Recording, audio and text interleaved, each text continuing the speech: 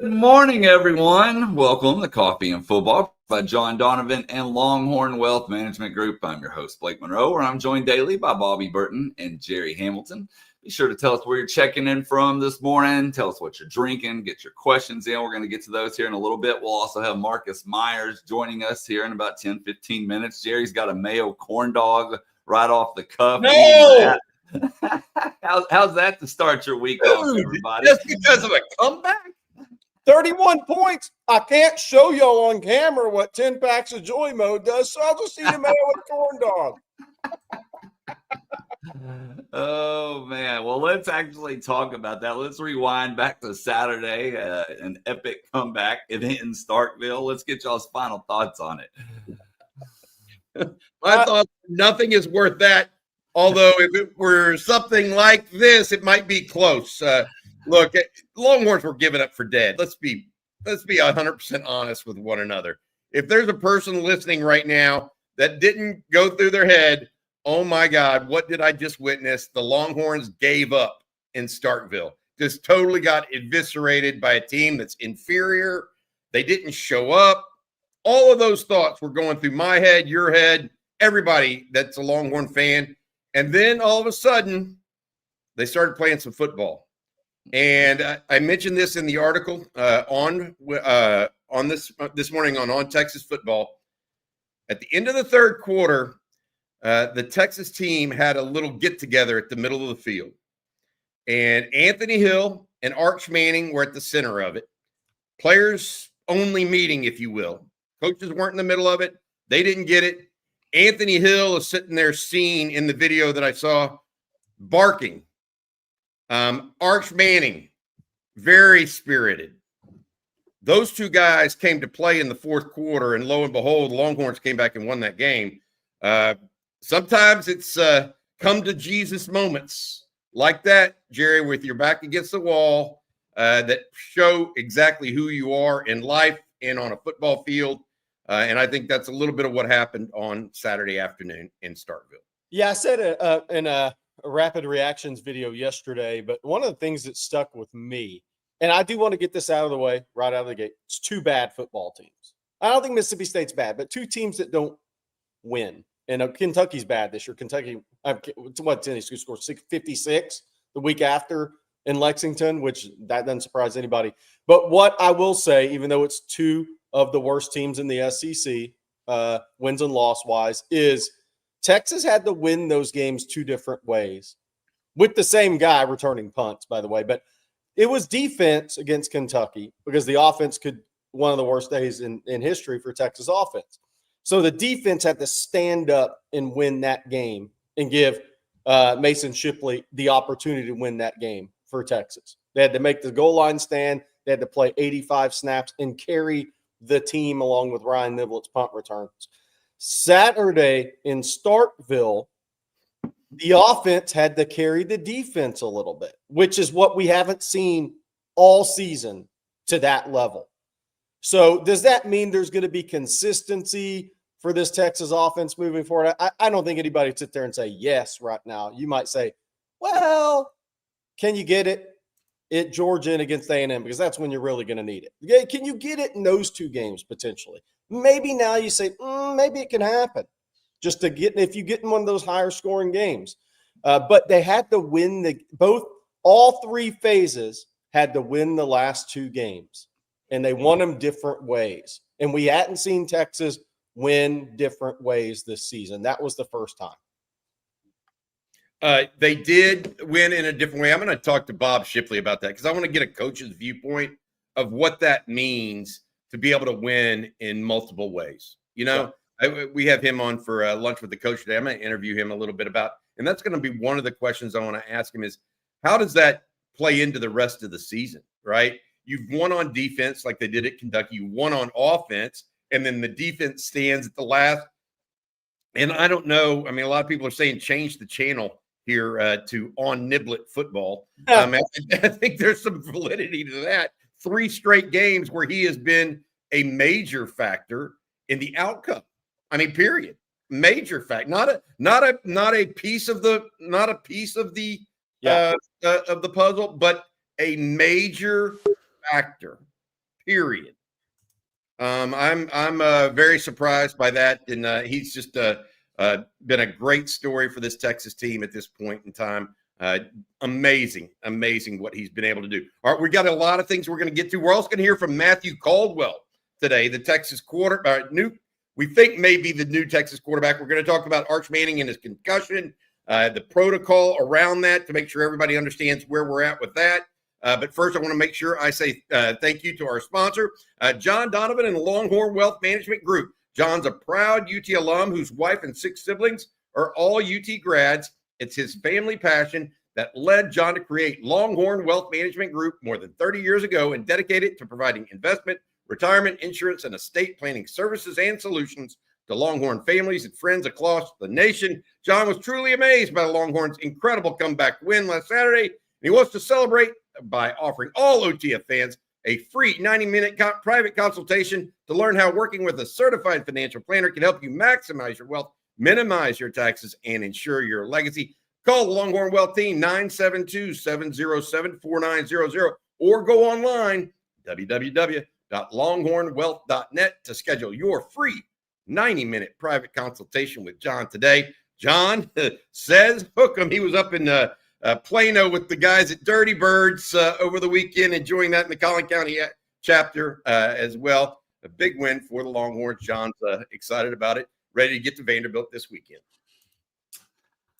All right. Yes, let's play that Caldwell clip, and we'll just go straight into that. Here you go. I mean, me and Arch are super close. He played his freaking tail off tonight. Also, I mean, all the adversity he goes through. I mean, getting banged up, and he comes to work every day, and then he goes out there and leads us into it and into overtime. And then like I told him downstairs, like, I wish he was. What were you thinking when we went out there? I was like, man, I wish you could have finished it after what you played. But I told him, I had his back, but we have an awesome relationship. Everybody, all the Qs in the Q room have a great relationship. We have a super fun room, and we just push each other. Not a lot of people, I thought it was important that we play that clip this morning, guys, Jerry and Blake, because not a lot of people have even seen Matthew Caldwell without a helmet on, much less heard him speak.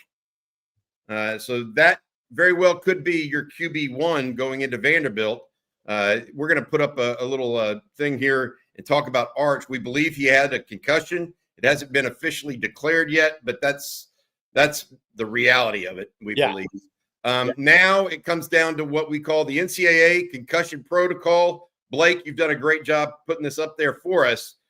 Jerry, kind of take us through this, if you would, and where he has to be at to get to be able to play, and we're talking about Arch, by Saturday, if at all possible. Yeah, so if you line up the days, the stepwise return to play, each step should take at least 24 hours. If symptoms return, drop back to the previous step. So in order to play Saturday, he had to be symptom-free yesterday for 24 hours, then begin light aerobic activity. That for 24 hours, nothing else. Sport-specific exercise, which would be Tuesday. Then 24 hours later, non-contact training drills Wednesday, full contact practice after medical clearance Thursday, and then a return to competition Friday, Saturday. So, I mean, that's the reality of where this has to be for Arch Manning to be able to play on Saturday. And I guess technically full contact practice could be Friday, but that's not what college football is. That's more of the Wednesday, Thursday aspect. So I think the return to competition is Friday. So he had to be symptom free, at least begin that process on Sunday, guys, for this to be realistic. I agree as well. Symptom free on Sunday. Today would be the last day, but then if it's today, he misses all the install.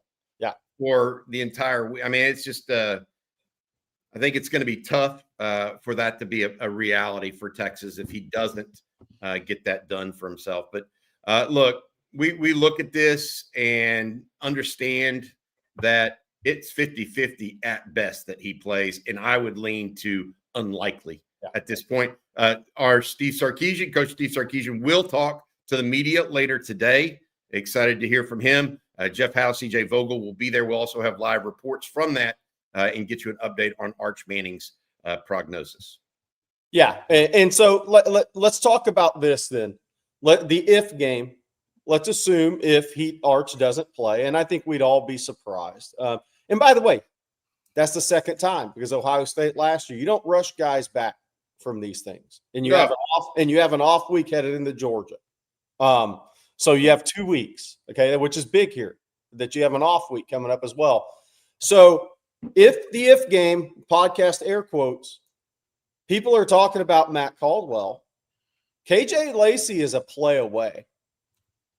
And the reason I bring that up is anybody that watched Missouri and Vanderbilt, Missouri ended up on QB3.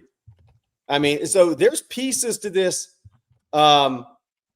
outside of Matthew Caldwell that this week Texas has to get KJ Lacey ready to potentially go in a football game.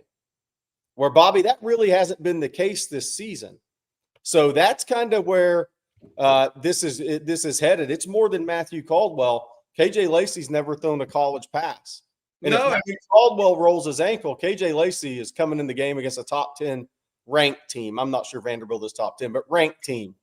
Because I think Texas matches up really well against Vanderbilt, actually. I like this matchup for Texas, but we have all week to talk about it. But KJ Lacey is now going to be prepared as if he may play. And that's a first for KJ Lacey. Yeah, as much as you want to talk about KJ Lacey and the possibility of it, and I do think that could be a key because we saw Missouri's starting quarterback go out on the goal line, broke a leg. Yeah, against Vanderbilt. The thing that I would say to you, and what a lot of people are clinging to with Matthew Caldwell, he seems to be able to make the easy throws. Now he may not have the arm talent overall. That Arch Manning has, but he seems to be able to make the easy throws. He seems to have good control, command. He's a super senior effectively, Jerry. He's played under 4 different systems in college football. He's got a lot of experience, for lack of a better term. And can he be a captain of the ship while providing some spark maybe in the run game? I mean, Caldwell's a pretty fast guy. We've seen that. He took that 50-yard run at one point this year. So I feel like that, plus it maybe gives Texas a different identity for Vanderbilt to deal with. Texas may become a much more zone read type team. Like the very first play from scrimmage when Caldwell came in, that was a zone read, a power zone read to Trey Wisner for 9 yards. And the offensive line came off the ball because they knew what they were doing. I mean, there was no pass set. It was just simple. It'll be interesting to see what Texas deploys on offense because it could look a lot different than what they want to do with Arch Manning. I would be somewhat hesitant for that because what happens if Caldwell goes down and he's running the ball? And then you're really, to your point, Jerry, you're to KJ Lacey, and then what do you do? You know? Yeah. But my thought process right now is Matthew Caldwell, getting him ready to go. And what does that do for the offensive style? I will say this. He's much more of a fit for what Texas did under Quinn Ewers than Arch Manning is. He's that get it out quick, short passing game type of guy that Quinn Ewers seemed to be. Throw it to a spot, throw people open a little bit. He's more of that. Now, he's not as experienced as Quinn, clearly, or at least at this level. But we'll see what it goes. I'm excited either way because, look, the reality of this situation now, having beaten Mississippi State and Kentucky, no matter how you beat them, is you're now 6-2. Yeah. And you're through a little bit of a you've been on the road for a month. You're through a difficult, very, very difficult part of the season. Now, 3 of your last 4 games are at home. You got Vandy, go on the road to Georgia, and then you close with Arkansas and A&M. Okay? They everything they hoped for and wanted preseason is still on the line. Yeah. Now, is it less doubtful or more doubtful than what we thought going into the year? Yes, probably so. But Keep finding ways to win. And I want to say this because, look, Sark's taken a lot this year offensively. But this is, and we said, I think Rod and I talked about it last night. This is where you give Sark credit for going out and getting Matthew Caldwell, because no Texas quarterback had made it through. We talked about it. No Texas quarterback had made it through a season unscathed. And in college football, look around at the injuries. So now getting a experience, D1 experience, not Power 4 experience, and I'm going to talk about that in a second, but D1 experience quarterback. You give Sark credit for that, because where right now you wouldn't be in as good a position. And we're not saying Trey Owens doesn't have the ability to go be a good player, or KJ Lacey's not going to be a good player, but it's the experience factor here. So you give Sark credit for that. On Matthew Caldwell, I'm gonna call him the peeps for a little bit, because I feel like he's being anointed as something that throughout his career he hasn't been. And I do think this is important. He's a 59% career passer with one start against the Power 4 team. And there's never been games of consistency, else he would have been a full-time starter somewhere. So I do want to point that out. And I hope he goes out and has the game of his life Saturday if he's the starter.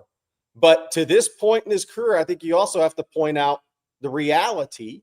While hoping he goes out and plays extremely well, he doesn't have any of that in his resume. So I just want to throw that out there. He is an experienced player on the G5 level. He started out at Jacksonville State. He's out of Auburn, Alabama. Then he went to Gardner-Webb. Then he went to Troy. Now at Texas.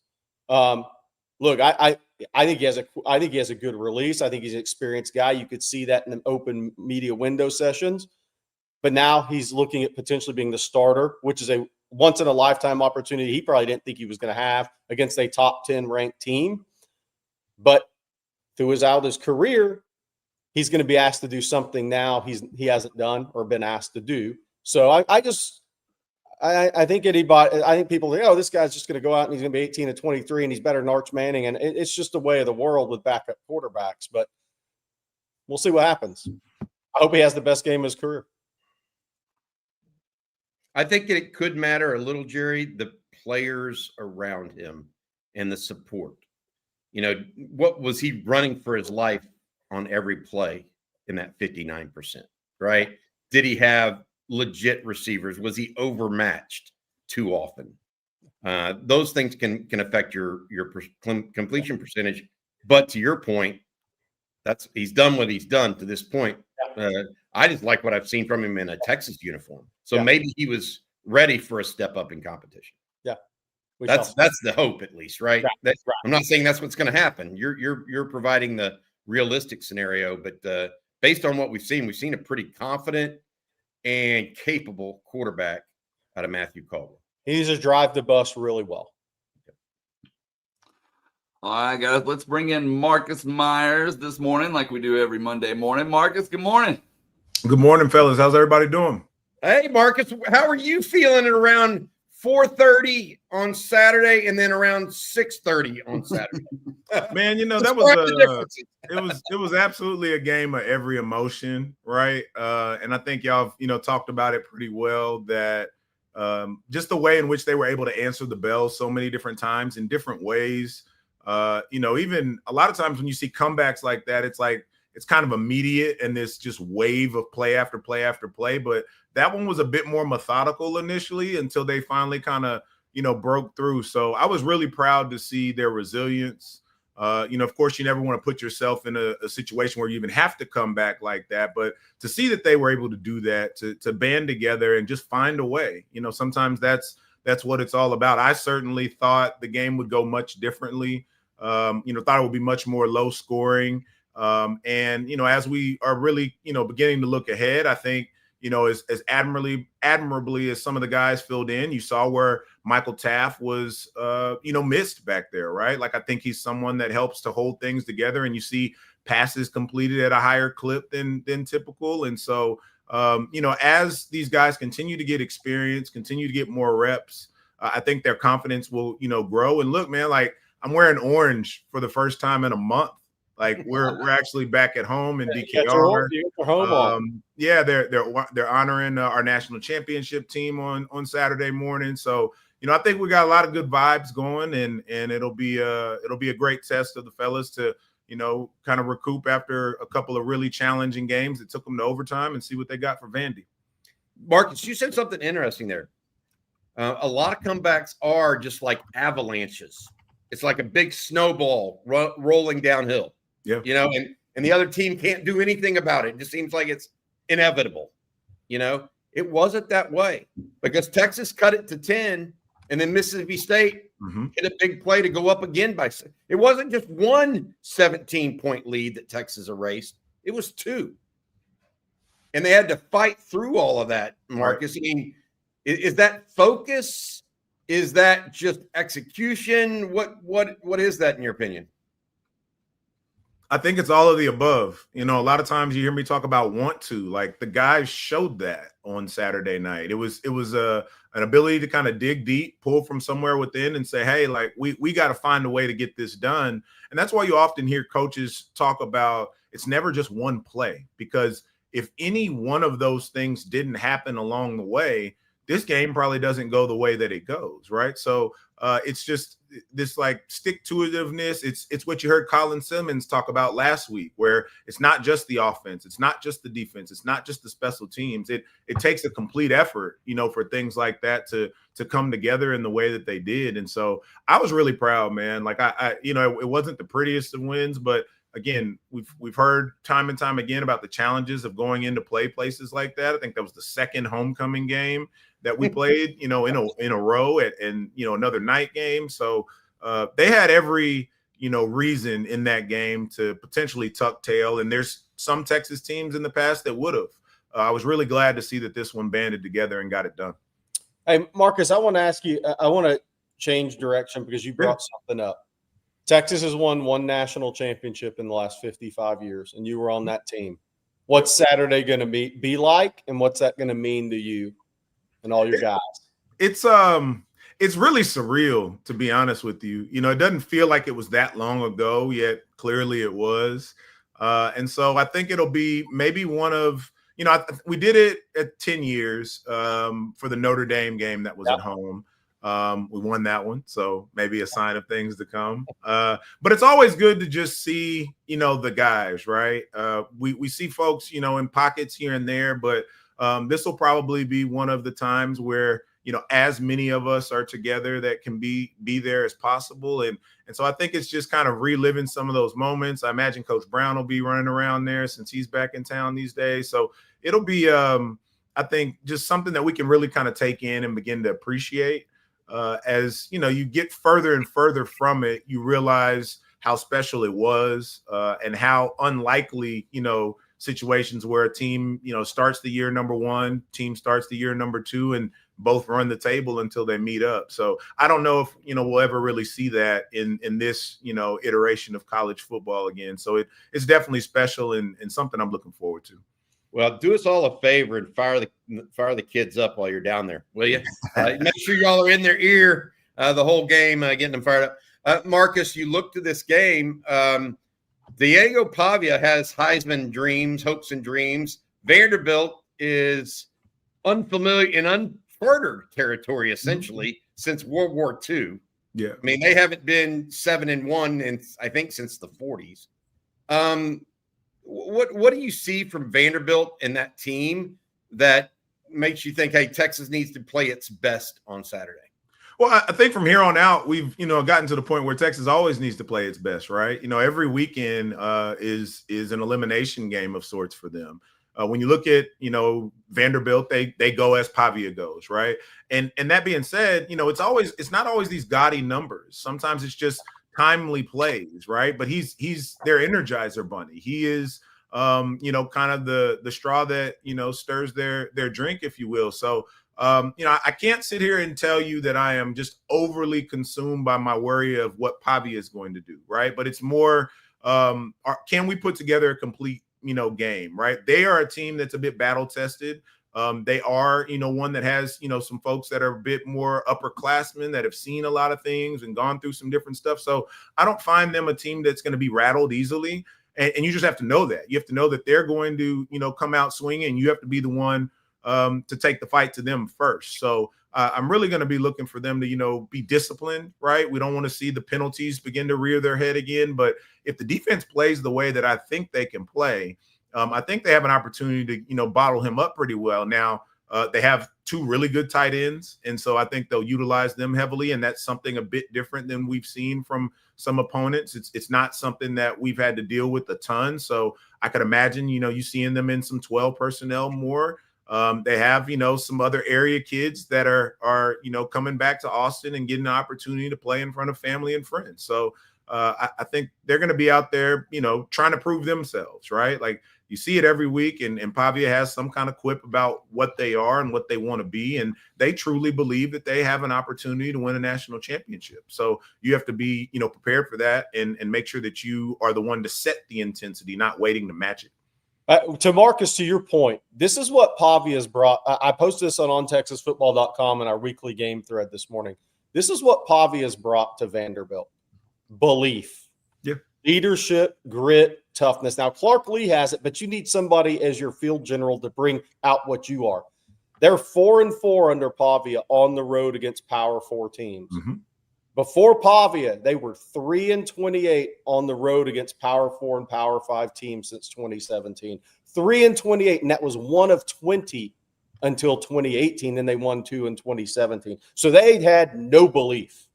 The reality is they got on planes, and now they weren't as good of a team, but they still didn't believe they could go win these games. They've won while Virginia Tech fired their coach. They avenged the loss the year. They beat Virginia Tech, and they won at South Carolina. They've won road games already this year. So it's a belief, to your point, Marcus. I will say this for the Texas fans. Even if you go watch the condensed version, go watch Missouri Vanderbilt game, because Missouri could rush the passer, and the right guard and the tackles for Vanderbilt had issues. I think Texas has real advantages in this game this week.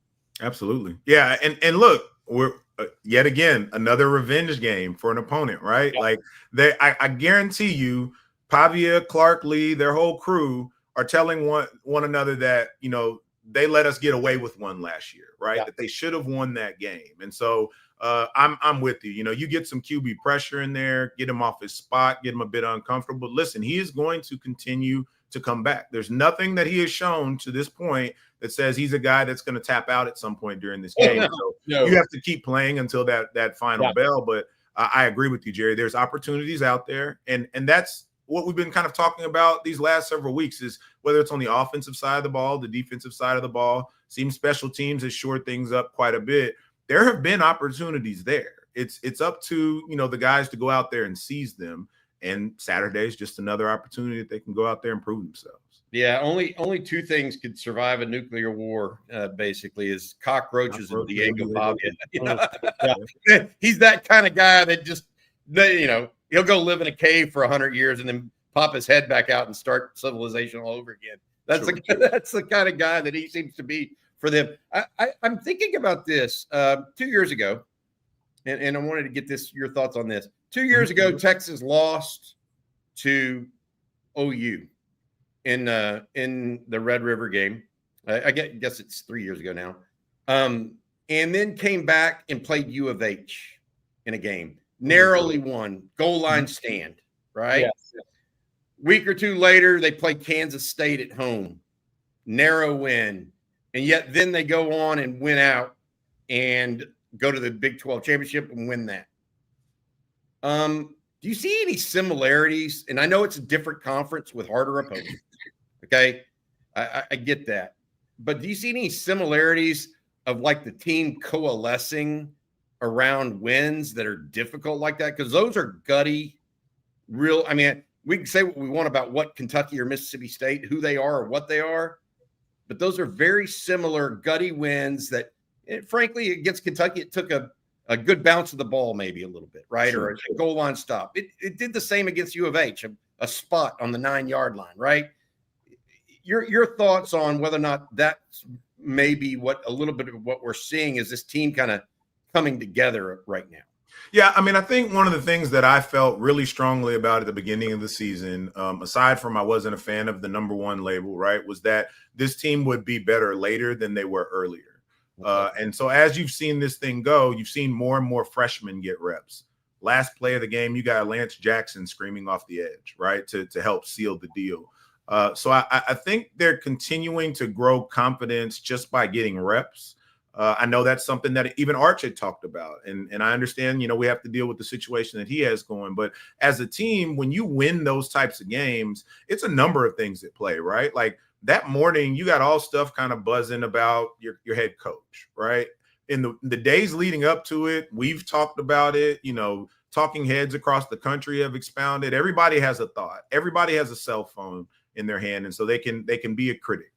And that's what you hear most loudly. So I think these last several weeks have been them kind of pulling together within and really, looking at one another and saying, hey, man, like everybody is talking all kinds of noise about us. Like it, and some of it is rightfully so. But, again, these guys don't put in the work and the hours and the sweat and everything that they do to go out there and perform poorly. So that can always be a galvanizing factor for a team. And so the more you begin to see that the fruit of your labor is paying off, that, what some of your coaches have told you, I know we talk about, Ryan NIBLETT ad nauseum, but he's a perfect example that they can use over and over of, hey, every one of you has an opportunity to do this. And when you even look at that unit, like that team has a lot of pride in it. You see a lot of the same guys making some of the blocks to spring him loose. So I think the wins continue to help. I think that, it's one of those deals where if you ever needed to find a reason to kind of put a chip on your shoulder, they've done it, right? They kind of did it to themselves in the way some of the games have gone. And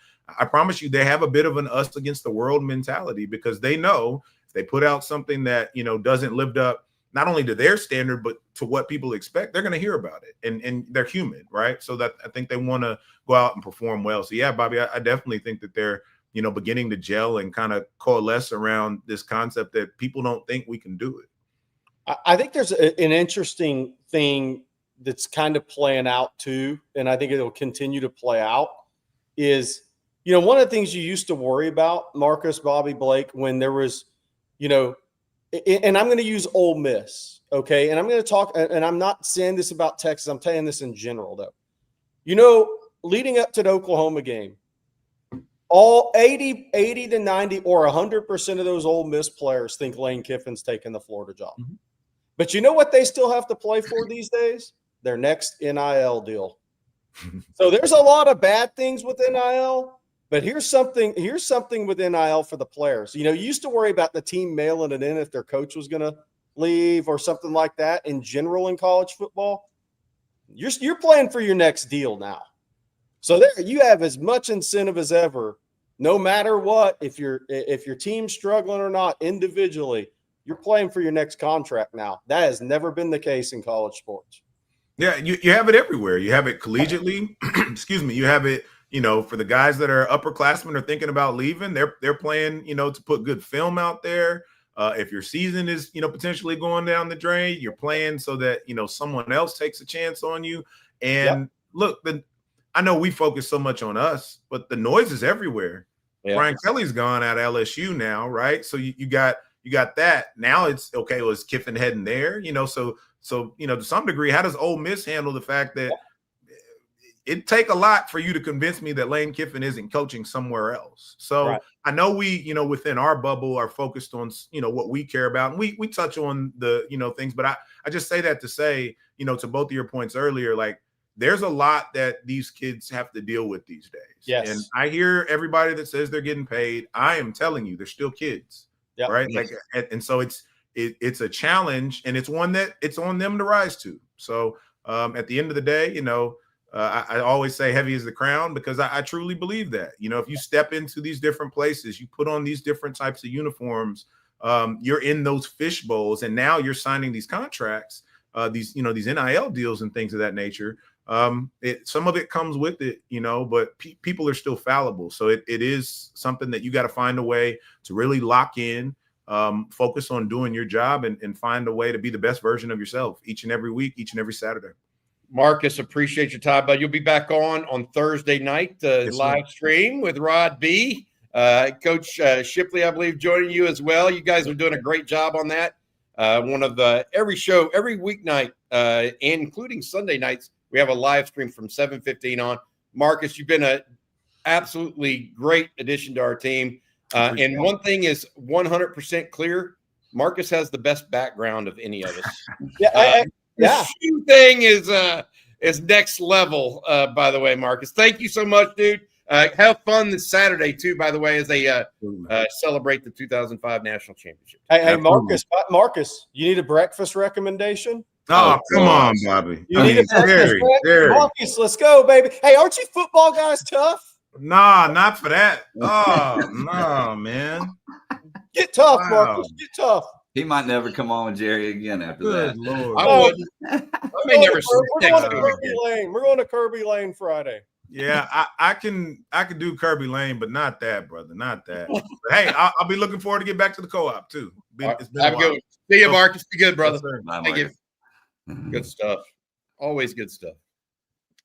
All right, Blake, tell us about Prize Picks, if you would. I can definitely do that because we make decisions daily. But on Prize Picks, being right can get you paid. And it's simple to play. You're just going to pick more or less on 2 to 6 player stat projections. If you get those picks right, you can cash in and win up to 2,000 times your money. Of course, it's the best way to get in on the sports action in more than 40 states, including California, Florida, Georgia, and right here in Texas. And taking some smaller Texas schools this week. I got UTEP quarterback Skylar Locklear over 202.5 passing yards. Texas State running back Lincoln Pear, I think I'm saying that right, over 70.5 rushing yards. And UTSA running back Robert Henry to have at least a touchdown.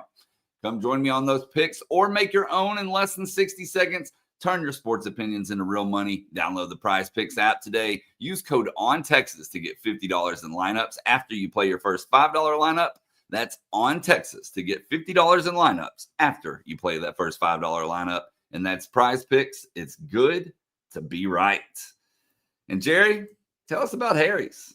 Oh, man, this razor is a bad dude, man. Other than having Tennessee orange colors, this is a bad dude now. Did your old razor dull too fast, irritate your neck? You don't want that.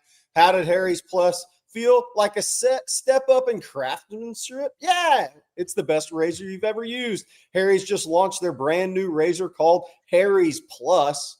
That means you're more hairy. That means it's Harry's Plus. Harry spent 10 years developing their most advanced razor. Yes, an entire decade of R&D for the smoothest possible shave out there on the market. This is the biggest launch in the history of their company. If you're looking for an incredibly advanced shave, but you still want to pay less than other premium brands, Harry's Plus is for you.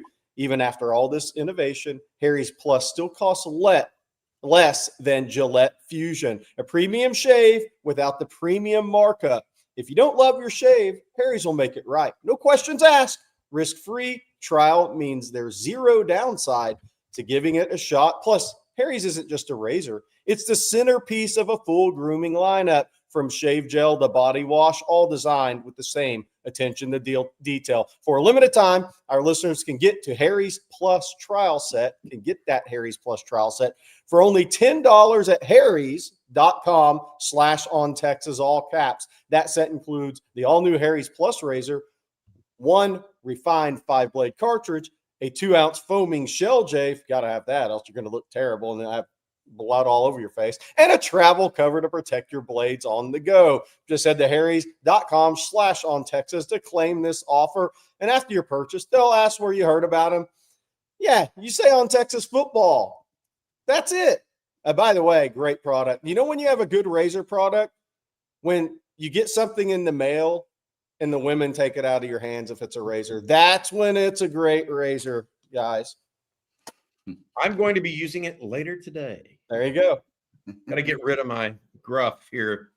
I try to shave once a week, and it is a Harry's razor, by the way, and they are good. It's my favorite. Less, on my tender skin. Well, let's jump over to some super chats this morning. By the way, I want to say thanks to Guy, Jeff Carey, and Jerry's Jack Links. They had some comments I put up while Marcus was talking, so I put them up. But wanted to go to this one from Katie35. I am the best. Turnover coming in LSU now. Who is Texas really after? Have to fill Henderson and Mack and possibly Finney out. And of course, LSU just fired their OC just a few moments ago, guys. Yeah, it's not just their head coach last night, Blake, but also their offensive coordinator this morning. Yeah. Frank Wilson, longtime high school coach in the New Orleans area, is the interim coach. He is their key recruiter. So take it all within the context of they're clearly trying to keep the team together from a recruiting perspective while they search for a new coach. Go for it, Jerry. Sorry. Yeah, so I mean, this is we're reaching the fun season. Harlan Berry, come on down. Everybody, come on down. I want to reiterate something I said last night. Georgia, Ohio State, wherever Lane Kiffin's coaching, Texas A&M, Oregon, they're all going to be after the same guys. So I just want to throw that out there to begin with. Of all the guys, and I put a story up on ontexasfootball.com this morning. The coaching carousel and recruiting, the guys Texas has offered or had previously offered, and I think we'll go after. There's Trenton Henderson, now at Pensacola Pine Forest, who picked LSU over Texas and Florida, the edge. There is Mack, the receiver out of Destrehan. Jalen Lott is the number one high school receiver on the board, and possibly Havon Finney. But there's the number one guy. The number one guy is defensive lineman Richard Anderson at Edna Carr, committed to LSU. There is no doubt, this is the guy. I saw him 2 weeks ago, and he looks a lot different here. Dude, his body is like streamlined. He is 6'3", 340, athletic, a monster, a complete and total monster. And this is a guy that Texas has continued to be in contact with. I'm telling you, physically looks different. I posted photos on ontexasfootball.com from my visit there. He looks more like Leonard Davis did in high school now. He is he's so athletic looking now. He's lost a little bit of the belly, but he is 6'3", 345-ish. Just super athletic, strong, powerful, quick, still can dunk a basketball. This is the guy. And Texas has still been trying to get him on campus all season quietly. But of all the guys, of all the coaching changes, this monster is the one for me. He is a different – I think if there's a better defensive tackle in the country, you have to show it to me. This is what the SEC is built on, guys like this. Same high school as Haywood Howard. Yeah, Edna Carr. Yeah, good stuff, Jerry. Look, a lot of people will think, oh, the guys that Texas was in on before they committed.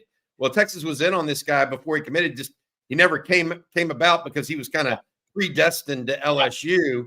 We'll see if the coaching change alters his thought process, if NIL and how much more highly valued he is now than he was when he recruited maybe changes his functionality. Havon Finney, by the way, that's the cornerback that's committed to LSU, long, tall cornerback that reclassified out of Southern California. He's out of the same high school as Richard Wesley. And Texas had offered him. They've offered, obviously, Trenton Henderson visited, but Finney never made an OV. Richard Anderson never made an OV. So, but then there's also Micah Smith, the offensive tackle at Vero, still committed to UCLA. But until his OV date is set, that's Ohio State's to lose. You have two official visitors this weekend so far, and that is Torrey Davis, the defensive back out of Boulder Fairview, who was just recently decommitted from UCLA. He was at Washington for an OV last weekend. And then you have Karan, the linebacker from Miami Central. Maycock, who's committed to Karan Maycock out of Miami Central, is committed to FSU. He's making an OV this weekend. Somebody asked, David Rawls asked about Lamar Brown. He's higher ranked than Richard Anderson. Richard Anderson's the guy. Yeah. Hey, Jerry, thought process here. Just talking about portal, because someone just posted, if you could go back to one of those super chats, actually both of them that you brought up, I wanted to mention this. Jonah Williams, enthusiast. I'm tired of hearing, who do we get from Florida and LSU? Find me a G5 or major stud that's hungry. Okay, that's one. And then post the other one. Lots of OL ripe to be poached from UF, LSU, Penn State, Arky. Here's what I'm going to say about Texas in the portal. And this, I'm going to segue to portal, right, Jerry? Because there are a number of players on the LSU roster that Texas would love to have. Any college team would love to have. They are not bereft of talent. Yeah. The thing that Texas, and I think they have done a pretty good job of it, they rarely go to a lower level than Power 4 to get a guy. In fact, the only one they did that with this year, or the two that they did that with, were Mason Shipley, the kicker, who had proven numbers, and Matthew Caldwell, the quarterback. Everybody else came from a larger school. So while a lot of people say, oh, go get a G5 stud or a lower conference level, Texas thinks that they're, and I think that this is right. Caliber of competition matters because you get to see whether or not those guys can really sustain a bit against big time competition, particularly along the offensive and defensive lines. I want to put that out there. So an offensive lineman that's in a small school, it's hard to project whether or not, like the guy at Rice that everybody thought was going to be great and goes up to Ohio State, he's not even starting right now. And Ohio State paid a pretty penny for him. Yeah. By the way. And so there's an element there. Yeah, you want that G5 stud. That's great.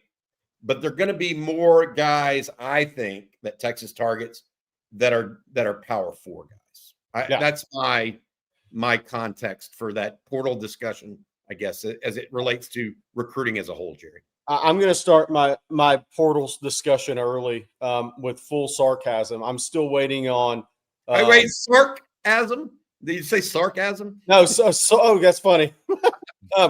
I'm still waiting on Kenneth Grant and Mason Graham to enter the portal from Michigan and come to Texas. I'm still waiting on Ryan Williams to jump in the portal from Alabama and come to Texas. I'm still waiting on Jeremiah Smith to jump in the portal. It's not happening. If LSU hires a coach these guys like, they're not leaving. If Florida hires Lane Kiffin, does anybody really think Jaden Baugh and Dallas Wilson are jumping in the portal? It's not happening. DJ Lagway might. DJ Lagway, the guys who will be in the portal are the ones the coaches don't want. I mean, that's the reality of this because when a coaching hire is made, what's the number one thing that has to happen?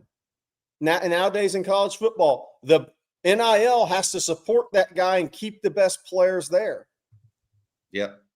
After they pay $50 million buyout. Yeah. I mean, so that's kind of where I'm at with the portal. That doesn't mean one guy can't leave, but if it's somebody, if Lane Kiffin, let's just say Lane Kiffin took the LSU job, an offensive guy who's a really good offensive coach. I mean, does anybody think Caden Durham's just going to say, I don't want to be part of that, I'm out of here? I mean, it's just not happening. I agree. It's just not happening. So the portal is about strong evaluation. Strong evaluation is what that is all about. The stargazing, I mean, again, Mason Graham and Kenneth Grant, let me know when they enter the portal. You're right. And here's what I would say to you. It is about evaluation. I would tell you that based on what we've seen, Texas in this past portal cycle did a really good job of evaluation on who they brought in. If there was a chink in the armor, it was who they didn't bring in. Yeah. Right. That they didn't address maybe an issue at running back or offensive line. But their evaluation of the players, Jerry, has actually been really, really strong, in my opinion. Yeah. As strong as any, but much better than 14th best in the country. As a recruiting class from my portal. I'll just put it that way. I think Brandon Harris and those guys did a really, really good job. They filled a lot of holes, maybe not enough. Maybe they needed 2 or 3 more.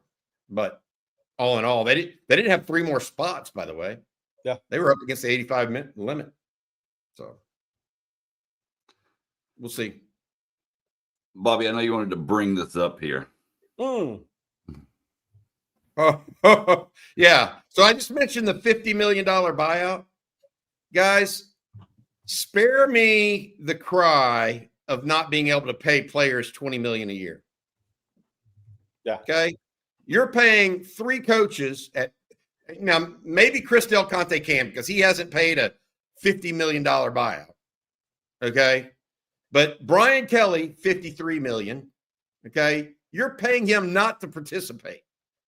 James Franklin, you're paying him $50 million not to participate. Billy Napier, $21 million not to participate. Mike Gundy, even a school like Oklahoma State that doesn't have a ton of money, $15 million not to participate. Cry me a river somewhere else when you're talking about $20 million on your budget when you're grossing $330 million like Texas did last year. Or LSU's probably, or LSU and Florida and Penn State got to be in the 200s, right?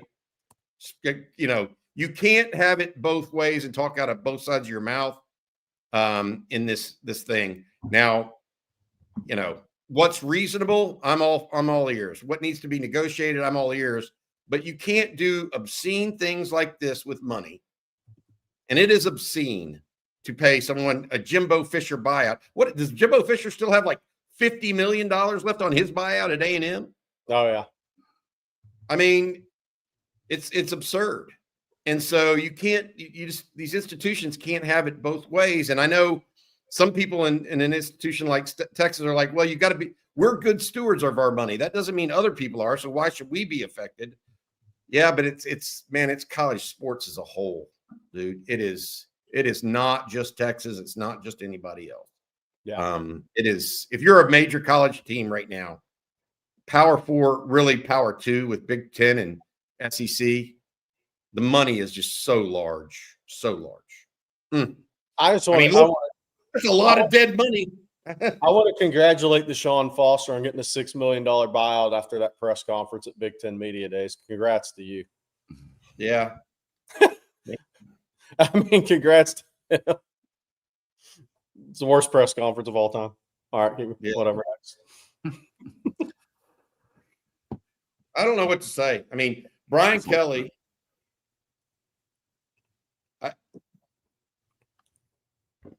I tell you, they lost their offensive coordinator with Jaden Daniels, and he went up to Notre Dame. He's killed it at Notre Dame.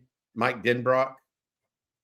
They lost him. They lost the best coach on that staff, in my opinion. I will say this too. It is why we always talk about fits players in a program and with a staff. Scott Woodyard messes this higher up, he's out of a job because he hired somebody who was, and we talked about it. And I still think this, I know people disagree. Brian Kelly's a borderline Hall of Fame coach. He has 297 wins. You don't do that being a bad football coach. Go 12-0, 11-1 at Cincinnati. You can take Notre Dame the national championship game and playoffs. You're not a bad football coach. He will go probably coach somewhere else if he wants to and get the 330 wins and end up in the Hall of Fame, more than likely. You're not a bad football coach, but Scott Woodard better get the right fit for the LSU fan base. There's rumors out there about, and I disagree, Sugarcane Daddy, nobody that wins 300 games is a bad football coach. It doesn't work that way. It's like people thought Kalen DeBoer should be fired 8 games ago. The guy's a great freaking coach, man. It just doesn't work this way. You don't win 300 games and be a bad coach. But there's rumors out there about Jimbo and Scott Woodard again. If he does that, he will get fired. That fan base they may burn it down. Baton Rouge on a Saturday night. Look, I think that you're talking about fits with head coaches. Brian Kelly was not a fit at LSU, to your point. No matter how many teams, they came in and tried to do a fake Southern drawl or a Cajun. That's even more difficult, right? John Malkovich wasn't a fit at Texas. That's right. Yeah. For similar, I mean, you could go around everybody's made that mistake, in my opinion. Jim McElwain was not a fit at Florida. Ever. Yep. There was nothing about him that was a fit. So we can talk about that at length.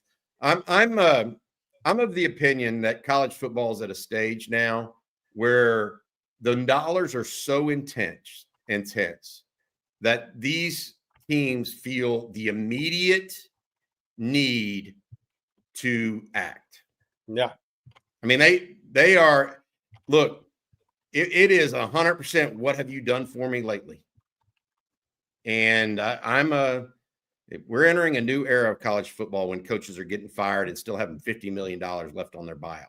That is just amazing to me. Well, and we've talked about this a lot. They're going to be getting fired earlier and earlier, and now there's no spring portal window, so there is a sense of urgency like never before. If you're going to pull the plug, you better just pull the plug. If you dance around it and wait on it, you better get the show on the road, man, because the high school signing period is the first week in December, and 75% of kids are early enrollees at the major schools at this point. 75%. I don't know the exact number, but it's got to be close to that. Then you have one portal window. You cannot wait around, and you better have your ducks in a row. That's why if you're Virginia Tech or Oklahoma State, you can't wait around to see what happens with the coaching carousel. If you find your guy, you better act immediately. You can't wait to see what Florida and the trickle down. If you do, you're going to get dusted, in my opinion. Dusted. If you find your guy, you better go with him. Hey, before we do an ad read, I want to say one final thing, one more thing, and this is a little different topic. For those of you who are out there that think we don't listen to you, we do. Yeah. Here's proof. Blake Monroe in the background, while everybody's been talking and we've been talking here, has changed the name of this show today to On Texas NIBLETT in honor of Ron Niblett. So if you go to YouTube and you're looking for a show today, you might want to put in On Texas NIBLETT to see a rewind of this show. Thank you, Blake, for doing that. All right, I need to tell everybody about Mint Mobile. You know what doesn't belong in your college football plans? Getting burned by your wireless bill. While you're planning trips to DKR, barbecues, tailgates, and 3-day weekends for Texas football games, your wireless bill should be the last thing holding you back. That's why you can make the switch to Mint Mobile. It's the wireless plan I sent my son off to college with. With Mint, you can get the coverage and speed you're used to, but for way less money. And for a limited time, Mint Mobile is offering 3 months of unlimited premium wireless service for $15 a month. So while your friends are sweating over data overages and surprise charges, you'll be chilling literally and financially. This year, skip breaking a sweat and breaking the bank. Get this new customer offer and your 3-month unlimited wireless plan for just $15 a month at mintmobile.com/ontexas. That's mintmobile.com/ontexas. Upfront payment of $45 required, equivalent to $15 a month. Limited time new customer offer for first 3 months only. Speeds may slow above 35 gigabyte on unlimited plan. Taxes and fees are extra. See Mint Mobile for details. Again, that's mintmobile.com/ontexas. Thank you, Bobby. And we got On Texas NIBLETT.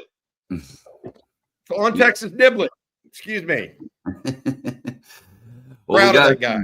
Super chats to get to right here on Texas NIBLETT. And let's start with this one from Burt Reynolds. NIBLETT is getting all the praise, but can we take a moment to appreciate Banks and this unit as a whole? They're 100% bought in and are executing the build-a-wall scheme at an elite level.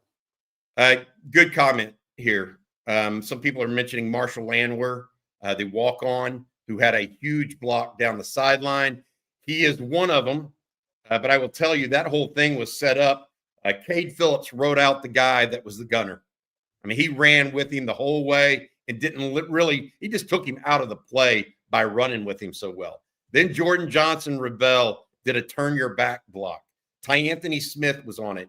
Derek Williams ran interference. Colton Vosick was in on that play. I'm sure Warren Roberson made a block on the opposite side. There were a number of guys that I'm even missing. But the thing that Burt is right about is hats off to the entire unit, not just Ryan Niblett. I mean, to be that successful 4 times, not just once, not twice, but those 2 returns against Kentucky didn't go for scores, but essentially they were scores. They won the game. Yeah, I mean, yeah, that's the unit that is executing at the highest level on the team right now. You may have said defense before this weekend, but yeah, tremendous effort all around. And hats off to Coach Banks. Stop going. And by the way, remember his preseason, Jerry? This is funny. We're going to go after more punts. Yeah. Remember that? He said, I think we're going to go after more punts this year. Yeah. Well, they went after one and got a block. Or I got a what do you call it? Roughing the kicker. Yeah. And all of a sudden, let's start returning kicks. Yeah. And what do you know? You know what's it happens for all last week we said Mississippi State probably won't really punt the ball to NIBLETT in this game because they're going to watch the tape and see that's how Texas beat Kentucky when they couldn't move the ball in offense at all. And they not only punted, they outkicked the coverage. Okay, so challenge to the Vanderbilt coaches. Do it again. Why not at this? Just keep being hard. I think Clark Lee's too smart for that. Just keep being egotistical and hard-headed. Go ahead. I think Clark Lee's smarter than that. I think so too. I think. Hey, can I bring up this question while Bobby's lagging? Go ahead. Dave Ashley, would Jeff Brom ever live? Yeah, you're lagging. We've moved on. Would Jeff Brom ever live the Brom-rich tradition of Louisville for one of these marquee jobs? You know what's interesting is that guy's done a really good job at multiple spots, right? I mean, yes, I know the connections of Louisville, obviously, but he went 12-2 at Western Kentucky and 10-3. He got Purdue at 9 wins and 8 wins back-to-back, and look what's happened since. Louisville, 10 wins, 9 wins, 6-1 right now, 1 at Miami. There's so many jobs open right now. I know he loves Louisville, and I know it's all there for him, but maybe he goes Matt Campbell and the grass is not greener somewhere. But maybe he looks at Matt Campbell and says, Matt Campbell should have left there 3-4 years ago. Because Matt Campbell's a really good coach that's probably stayed too long. And I know loyalty's big, but if Jeff Brom gets one of these bigger job opportunities, it'd be interesting to see what he does. Brom, I will say this about Brom. I mean, he left Purdue. He was not, by the way, well liked at Purdue. Yeah. Like internally. You know, is Matt Campbell, somebody mentioned Matt Campbell. Where would he coach well? Is he a fit at LSU? I don't think he's a fit at LSU. I could see him being a fit at Florida, but they won't hire him. He's too much like Napier in their opinion, probably. FSU? He would be great hire at FSU, man. Yep. He brings stability to FSU. And know-how. And know-how. Yeah. He needs to get out of there. I hope he does. I know he's loyal, and I know he loves the people, and I really love him, and he's done great things there. But if he can go, he needs to go. Right. Matt Campbell would fit. Des Garrett said Matt Campbell would fit at Penn State. Absolutely. Yeah. It's time for him to go prove it once again somewhere else, in my opinion. I hope he does. I think he's a good coach, and it's a tough job. I think he needs to go somewhere with a state in his name. In the name, like I Penn State, Florida State. Yeah. You know what I mean? Seriously. Yeah. I don't know. All right. Our next super chat this morning comes from Nathaniel. He says, where does the offense change? I think we'll be more on time with wide receivers. Did we find something in the run game as well? Or is that just Mississippi State? Mosley's a dude. Mosley did show up. That's for darn sure. I don't know if people heard this in the post game. If you're just on this morning for the first time this week, that touchdown catch to Emmett Mosley, the one that finished the game, was a audible at the line of scrimmage by Matt Caldwell, and he said he tagged Emmett Mosley on it. So they worked on that just totally separate. I would say this as far as where did this offense change? I think that they simplified the offense in the fourth quarter. Rod Babers, we had on yesterday, and he did the second watch. He said, and trying to quote him here, or at least paraphrase, that Texas went into what he calls crisis mode on offense. And that is straight drop back, stop the kind of turn your back and all the window dressing that Sark likes to pull. And they just went, they threw some targets to motion and stuff like that, but none of the fake handoffs with the rollout to the side where an offensive guard has to pull to pass protect. He said they eliminated all of that, and went into pass mode, maybe a run here and there, maybe a dump down to the running back as the running game. And that crisis mode led to Arch getting heated up, I think, led to the receivers getting more open, maybe have led to the pass rush for Mississippi State finally slowing down, as Jerry pointed out in the post game. I think that's what happened, Nathaniel. It was a confluence of factors, not just any one. And then people talking about Ryan Wingo in the chat, and we're going to stay on wide receivers for a minute. Matt Hanley with the super chat says, "Good morning, gentlemen. I know he made a few big plays Saturday, but Wingo's drops are demoralizing. He's not a good route runner. Is it time to rethink his role in the offense?"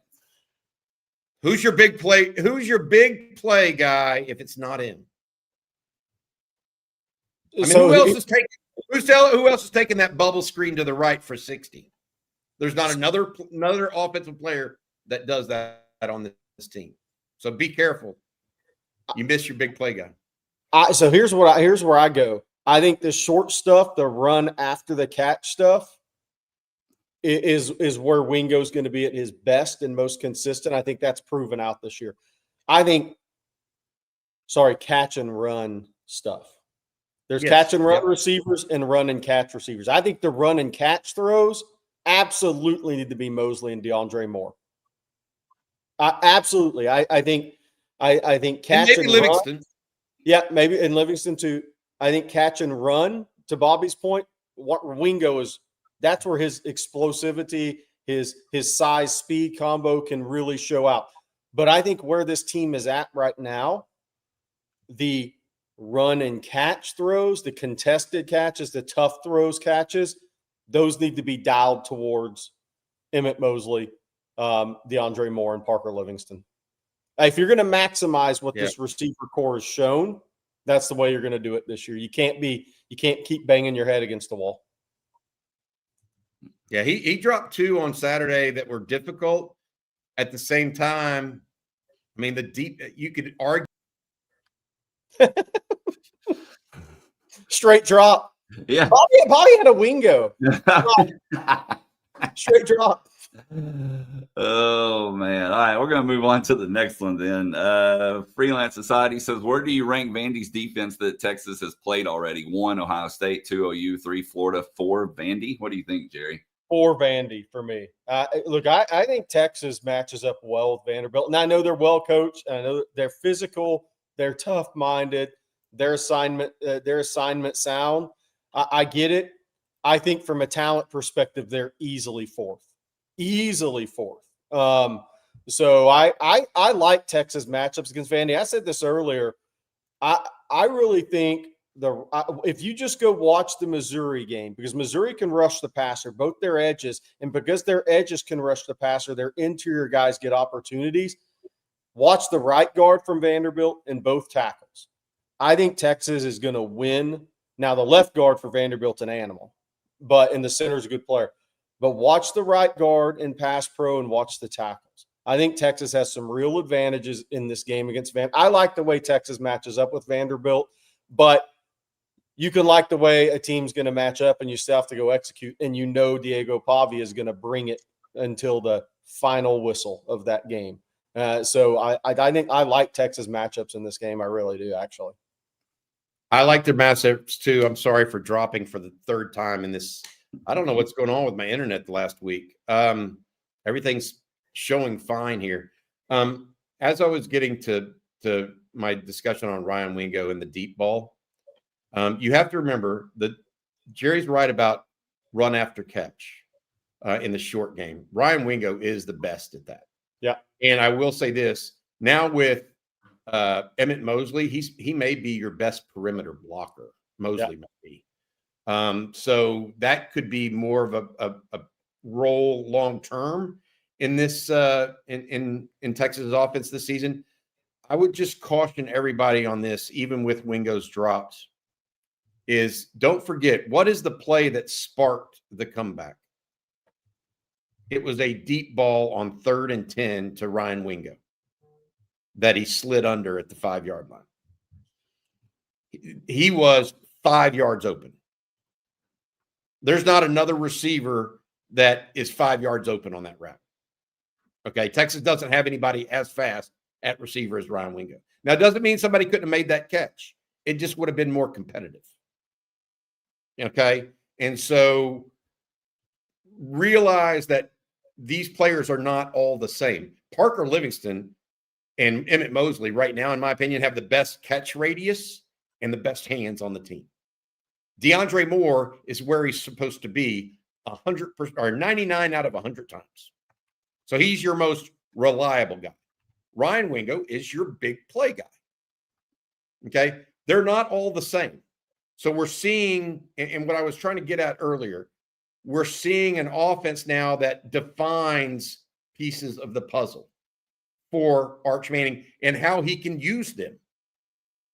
I mean, this is going to be like the 5th time I've said this in the last week, and I want everybody to 5 of the top 6 leading receivers on this team, okay, did not participate in spring practice with Arch Manning. 5 of the top 6. So he is just now understanding what each of those guys probably do best in live game scenarios. And I think we're starting to understand, and even maybe Steve Sarkisian and Chris Jackson, the wide receiver coach, are just now understanding what those guys' strengths are. And maybe we can play more to them these final 4 games of the regular season. I want to say this while we're talking about receivers. I want to give Vanderbilt kids some credit going into this game. They may have the best blocking wide receivers on the perimeter I've seen this year. So when you talk about, like, when you start looking at games, if you also go back and watch some of that Missouri game, watch their wide receivers block. Man, that was a clinic. That was a clinic. Those guys are really good. So that's going to be an important part of this game for the Texas defensive backs, is getting off blocks, because those wide receivers, they help Vanderbilt maximize on the edges blocking. They're really good. All right. Let's see. Our next one this morning comes from Jason Hablinski. Says, can we talk about the fact that Akina/Orphy hasn't really worked? The back end is loose, and we don't seem to adjust. Is it loose, or was it just loose this weekend because they had two guys that run 10-2 that lined up on the sidelines? Yeah. I mean, that's old Art Briles offense where you don't play the receivers on the numbers. You don't play them 5 yards off the numbers. You play them 8 yards off the numbers, to where you really make them declare that they're not in the box and can't support the run. Yeah. I did not. Have we seen the back end be loose any other time other than Florida for a bit? That's fair. I think the big thing for me is, and Rod hit on it, and I think it's absolute fact, is you can play off coverage as long as you don't bail after the snap. Like, especially when Texas is bringing pressure like they did with Anthony Hill, you can play off, but then you can't bail on top of playing off coverage. It's okay to be 8 yards off the ball if you bring the pressure, as long as you're playing it forward. But then if you bail, then you're really giving up too much space. So I think that's the whole key. I mean, even Miami played some off coverage against Florida, and they had a lot of success. So I think there's multiple ways to talk about it, playing off coverage. Now, I think if you're really bringing the heat, you have to disrupt routes as well, or have a lot of confidence in your safeties being able to get to hash the boundary situations if you get beat over the top. But you can play out some off coverage as long as you don't bail on top of that off coverage. Hey, University of Texas just released its players of the game, program players of the game for Saturday. It includes a name that we mentioned briefly here. While we are, of course, on Texas NIBLETT is one of those guys. Arch Manning is another. Ryan Wingo is another. Anthony Hill Jr. on defense, certainly one.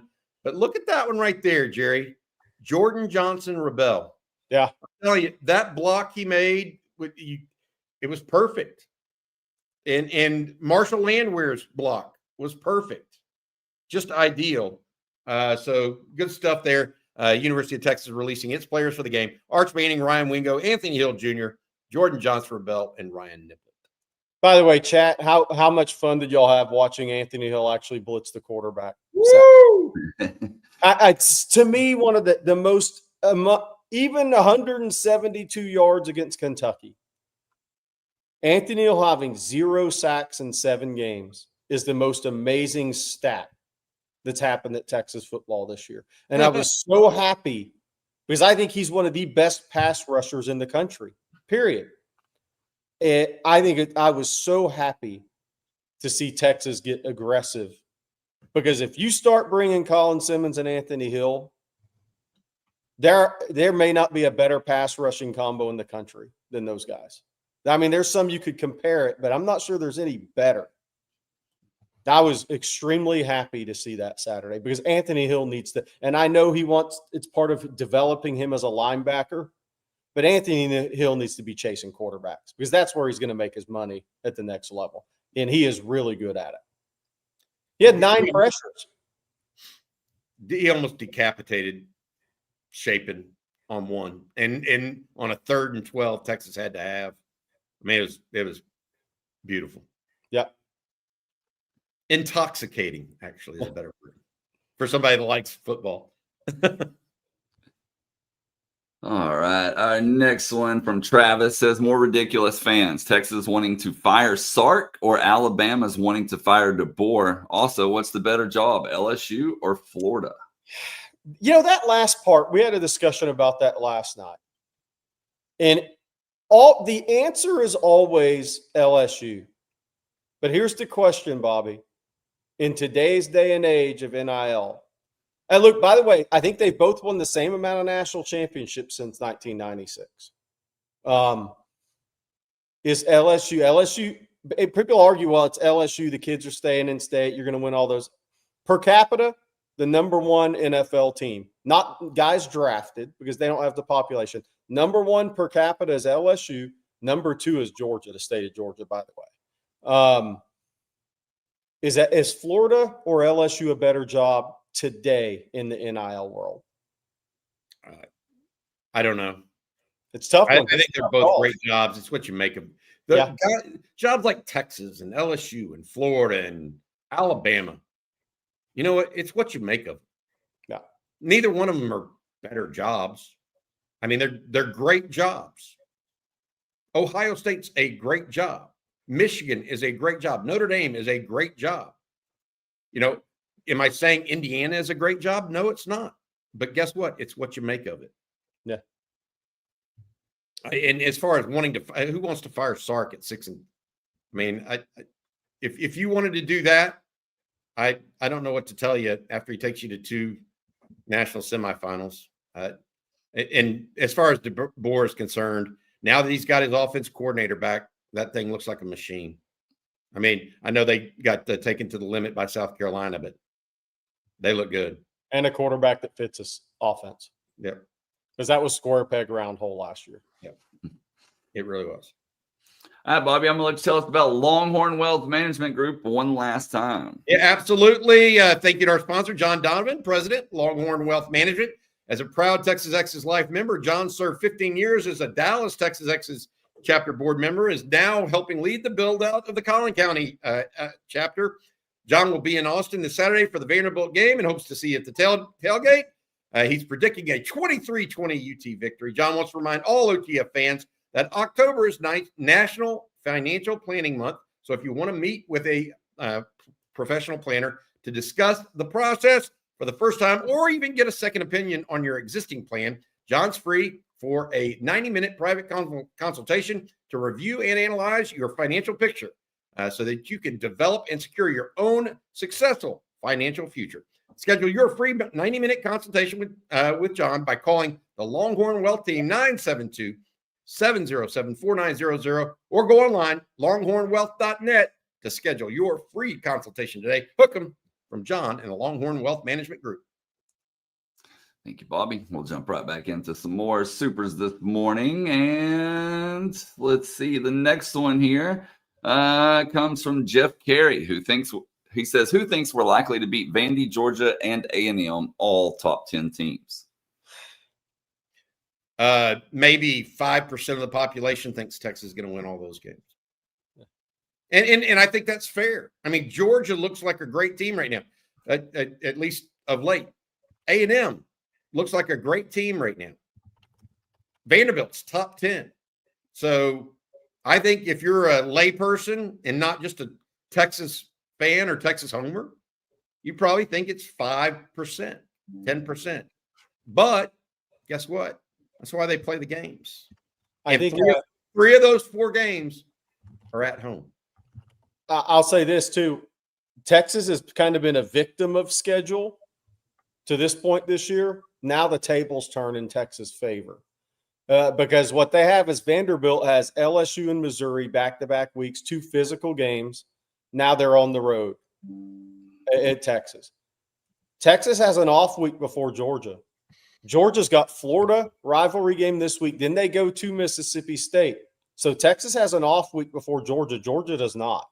Georgia just had their off week. So there's actually some things that line up in Texas' favor from a scheduling standpoint when it's been really tough from a scheduling standpoint to this point for the Horns, in my opinion. A&M not so much because they have South Carolina at home and Samford. And then they just got a break because Missouri's on QB3. They're going to roll Missouri Saturday. They're going to probably be 11-0 when they come to Austin, unless they have a quarterback injury.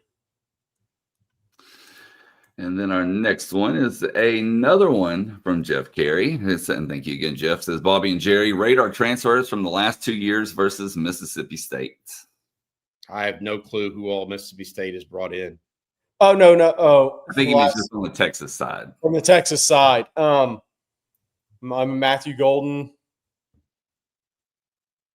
Mosley. I mean, Murad Watson's a stud player. Hero Canoe's had a really good year. Bobby, talk about Murad Watson. You sent a text to the group when you rewatched the game because Murad, he maybe didn't make the flashy plays, but what they're doing with him speaks to his talent level. And he's not even fully 100% healthy, but him and Hero Canoe, I mean, the portal guys for Texas this year are so good that the guys Alex January played really well on the defensive line as well.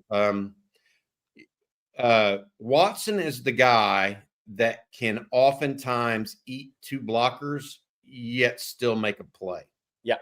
That's the only one of the defensive linemen, including January and Canoe at this point. Travis Shaw may eat 2 blockers better than anybody, but he doesn't necessarily make the plays. He's limited. But Watson did a couple of things in that game early against Mississippi State where, I mean, he literally popped some guys backwards that you go, okay, this guy, if he gets his motor right. And I will say this too.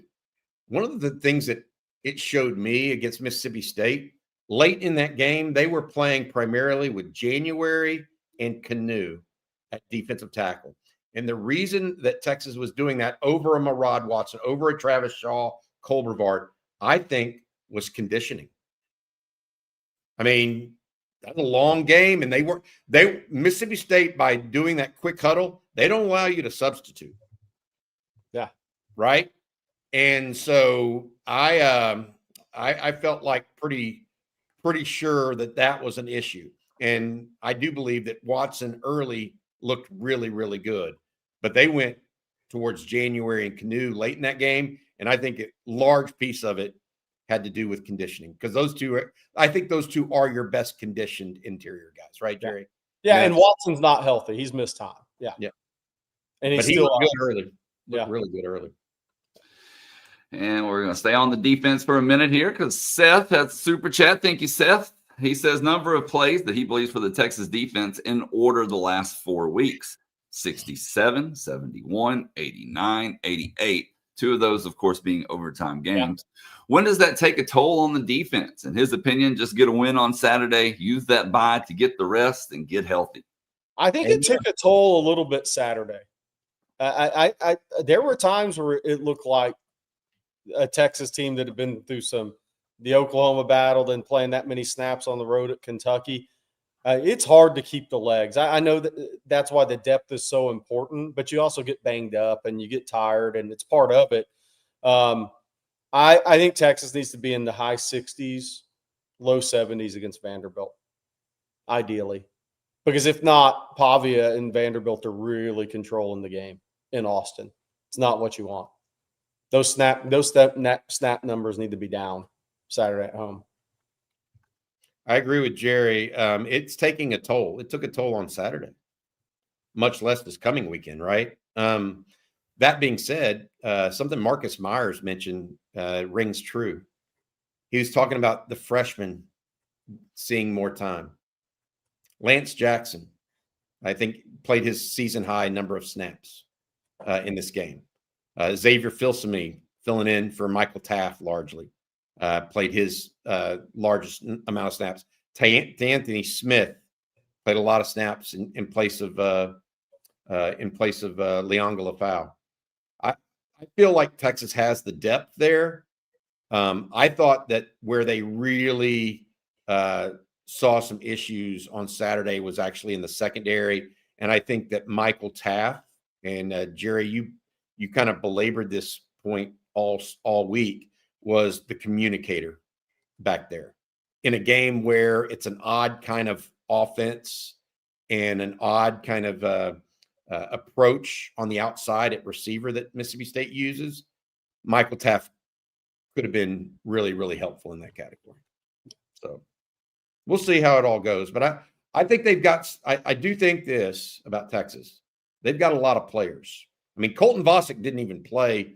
I don't think he registered a defensive snap on Saturday. Yeah. And so they've got numbers there to have to see how it goes. And Jonah Williams, enthusiast, says, I know the money is sometimes undeniable, but at some point these guys don't want to deal with the headaches of the SEC. Of course, I think he put this in a little bit after y'all were talking about the coaching. Well, Lincoln Riley definitely didn't. Yeah. Lincoln Riley headed west Instead of at LSU. Yeah, instead of to Baton Rouge. That's right. He passed up one of the dream jobs of guys. Now he has to go play in the Big Ten. He didn't expect that to happen either, probably. No. Of course, he thought he would probably be running over the Big Ten with all his passing and stuff. He thought he'd be in the NFL by now. Yeah, maybe so. Nah. See how long he stays at USC. Let's see if he gets another. Some people are saying he might be a replacement for Joey McGuire out at Tech if McGuire doesn't get it done this year. Where was he born again? Where did he grow up? Like Muleshoe or something like that? Maybe? Yeah, pretty close. Yeah. Pretty close. Maybe he puts his name in the hat for Florida. And we got a few more here. This one from Kelly. Why does Texas not move the pocket more? Seems like Arch has more time when they do move the pocket. You know, I think Kelly, frankly, every time they move the pocket, it changes the protection. And Texas doesn't score 24 points in the fourth quarter and then another 7 in overtime if they move the protection a bunch. I think moving the protection for this offensive line may be asking too much. When you just give them, hey, stay in your area, protect the passer, you know where he's going to be. It simplifies things for the offensive line, simplifies things for Arch Manning. They moved the pocket a couple times. I mean, that first touchdown pass to the first two, or both touchdown passes to Parker Livingston were moved pockets. But I think the reason they did it in the fourth quarter is because the offensive line is just too hit or miss. They need to simplify those assignments for those guys. They're much better when they do. By the way, I think something interesting that happened Saturday that we haven't hit on yet, maybe this is a good way to end the show because Sark's about to speak here coming up, and I'm sure he's going to be asked about it, is A.J. Milwee returned to the booth Saturday. Yep. So when Sark initially came to Texas, A.J. Milwee was his eyes in the sky in the press box. And then last year he moved to the field so he could have the eye-to-eye conversations with Quinn Ewers between series. 7 games in, after the offensive struggles, AJ Milwee moved back to the booth last week. Yeah. And I think AJ Milwee and Sark, from a what are you seeing standpoint, what do we call, what are our formation standpoint, need to be. If Texas offense, if what we saw late in the Mississippi State game starts to show a little consistency or move in a different trajectory, that may have been a key part to this season.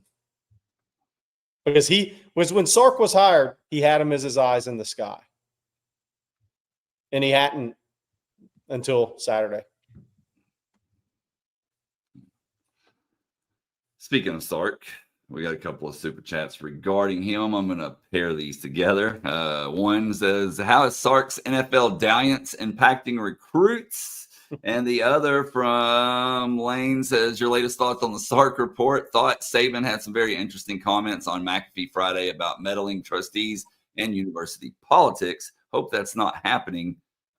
BBs were in the box. Yeah, I don't look.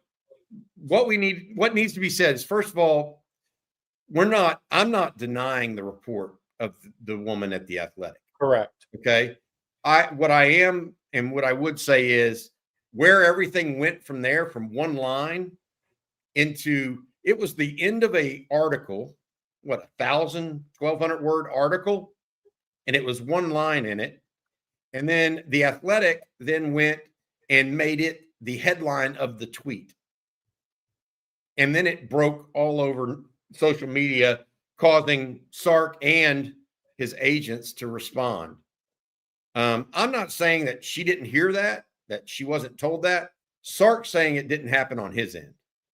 So, what the truth is, who knows? I will say this.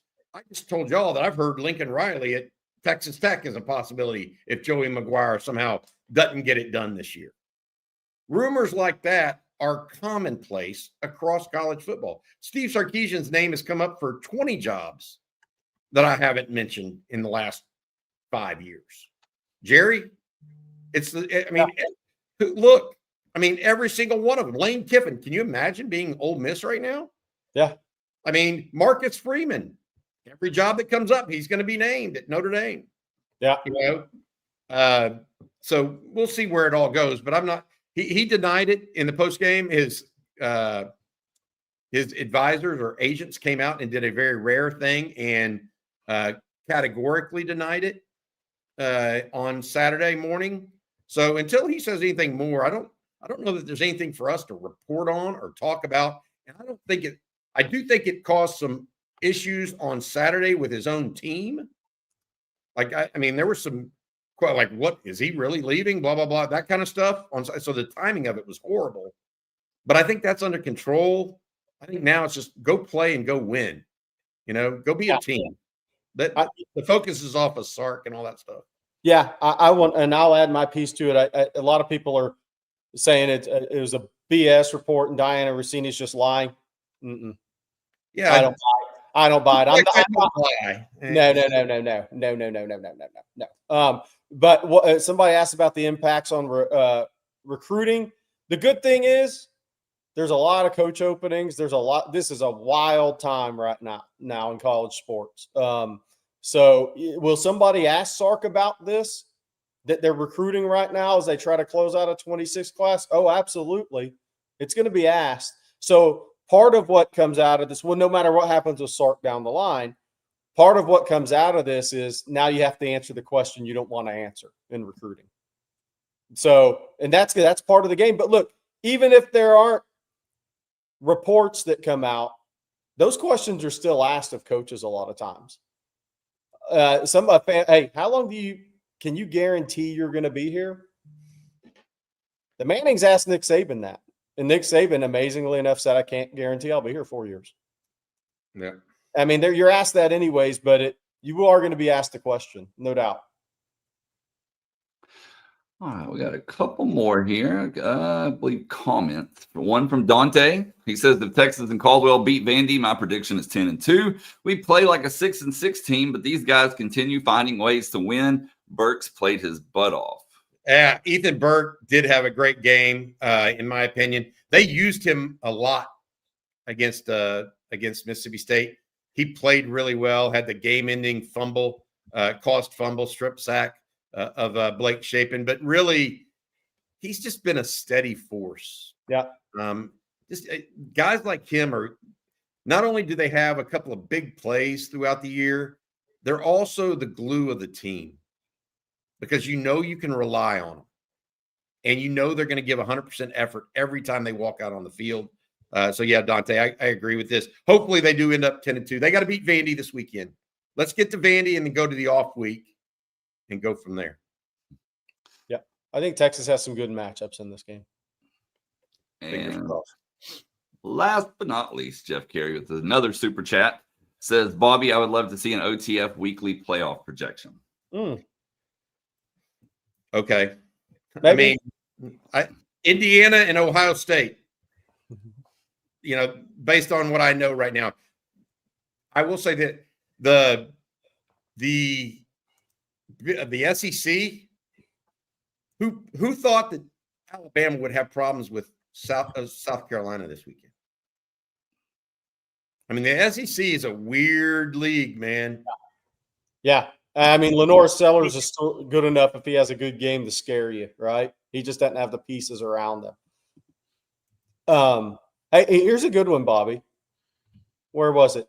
Jamie Dempsey. Sorry, this is an interesting question. Does 9-3 make the playoffs? So what's interesting about that question? I'm going to throw a scenario out to you.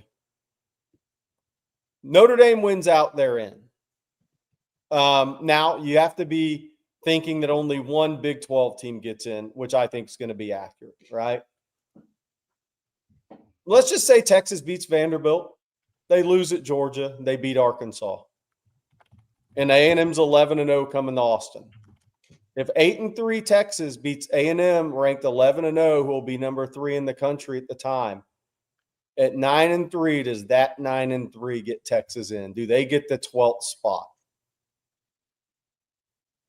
You probably have a chance in that scenario. You probably have a chance depending on what happens in the ACC and Big 12.